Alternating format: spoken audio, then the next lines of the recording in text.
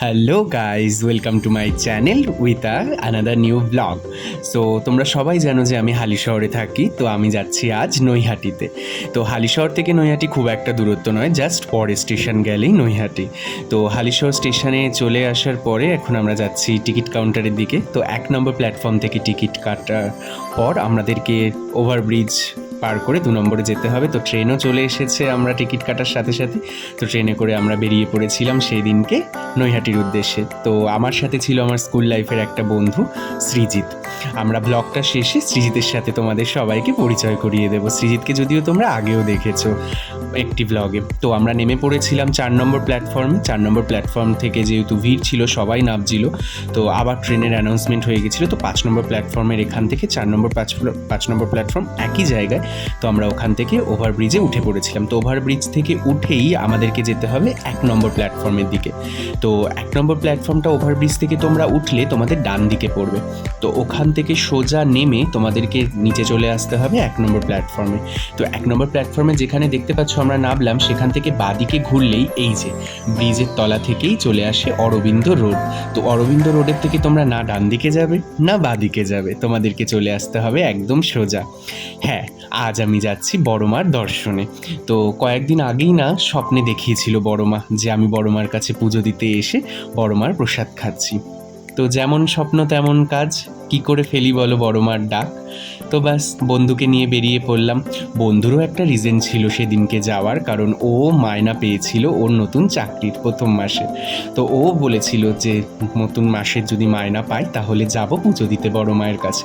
তো আমরা 2 বন্ধু, ব্যাস আমারও স্বপ্ন ওরও নতুন কাজের মাইনে, চলো তাহলে যাই। তো আমরা গিয়েছিলাম অন্নকূট হওয়ার ঠিক 1 দিন আগেই। তো যাওয়ার পরে আমরা ওখানে দেখলাম প্রচুর সামনের দিকে ভিড় রয়েছে। তো নতুন মন্দির হওয়ার পরে আমি আসিনি, যদিও আমি নৈহাটির ঋষি বঙ্কিমচন্দ্র কলেজেই পড়তাম।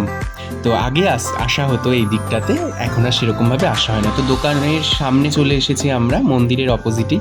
তো এখানে দেখতেই পাচ্ছ মন্দিরের প্রচুর বড় মায়ের ছবি আছে। তো এখানে আমরা ডালা নিচ্ছিলাম, উনি আমাদেরকে ডালা সাজিয়ে দিচ্ছিল আমাদের রিকোয়ারমেন্টস অনুযায়ী। তো উনি আমাদেরকে মাঝখানে না প্রশ্ন করেছিলেন যে তোমরা জানো কোথায় দাঁড়িয়ে আছো। তো যেখানে বড়মার পুজোটা হয় ঠিক ওই জায়গা থেকেই আমরা দোকান থেকেই ডালাটা নিয়েছি। তো ডালাটা নিয়ে যখন যাব আমরা বড়মায়ের মন্দিরের সামনে থেকে লাইনের দিকে, দেখলাম ওরে বাপরে বাপ, মানে সিরিয়াসলি কিছুক্ষণ আগেই দেখে গেলাম কত ছোট লাইন। আর সেই দিনটা ছিল তো হচ্ছে গিয়ে শনিবার, মানে পুজো দেওয়ার মতনই দিন, শনি মঙ্গলবার। তোমরা এমনিই জানো যে বড় মায়ের দর্শনে মানে সবাই আসে আর কি। এবার ওই দিনগুলোতে আরও বেশি ভিড় হয়, মানে লাইন যাচ্ছিই তো যাচ্ছি, শেষ আর হচ্ছে না। আমরা ভাবছি হারে ঠাকুর কত দূর পর্যন্ত যাব। তো যাই হোক, যেমন তেমনভাবে লাইনে দাঁড়িয়ে পড়লাম। লাইন এগোয় কি এগোয় না। তো আলটিমেটলি শেষ পর্যন্ত আমরা বড় মায়ের মন্দিরের সামনে আসলাম। তো বড় মায়ের মন্দিরের এখানে ঢুকেই তো ওখানে অন্নকূটের জন্য ডালা, কিংবা যারা নর্মাল অ্যাজ ইউজুয়াল ডেতে তোমরা আসবে ঠাকুর মায়ের দর্শনে পুজো দিতে, তারা এখান থেকে ভোগও কাটতে পারো। আর এখানে একটা প্রণামী বাক্সও আছে।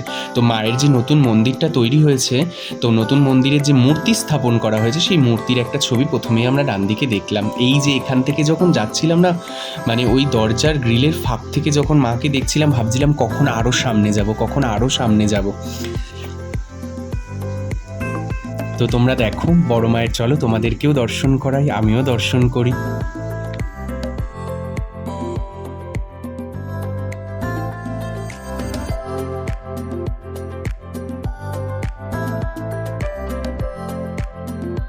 তো করলাম আমরা সেই দিন মন ভরে বড় মায়ের দর্শন।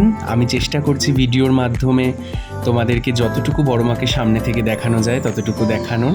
তো ওনারা আমাদের হাত থেকে পুজোর ডালাটা নিলেন, আমাদের নামগোত্র জিজ্ঞাসা করে ওখানেই আমরা পুজো দিয়ে দিলাম।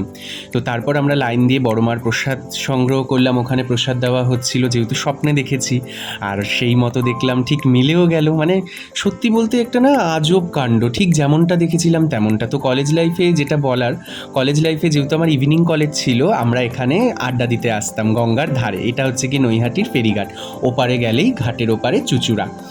তো যাই হোক, সেদিন চলে এসেছিলাম সৃজিতকে নিয়ে। তো যেহেতু পুজো, তো বড়মার দর্শনে এসেছি, তো শান্তিনিকেতন থেকেই পাঞ্জাবিটা কিনেছিলাম খুবই সস্তায়। সেটা নিয়ে অন্য একদিন একটা ব্লগ করব। তো এটা হলো গিয়ে সৃজিত, আমার স্কুল লাইফের বন্ধু। সেই ক্লাস 7 না 8 থেকে আমরা দুজন একসাথে বন্ধুত্ব হয়েছিল। তারপরেই আমরা একসাথে আছি। তো পুজো দেওয়া হয়ে গেছে, তো এখন ফিরছি বাড়ির পথে। তোমরা জানিও ব্লগটা কেমন লাগলো। তো যদি ভালো লেগে থাকে লাইক, শেয়ার অ্যান্ড অবশ্যই সাবস্ক্রাইব করো। টাটা।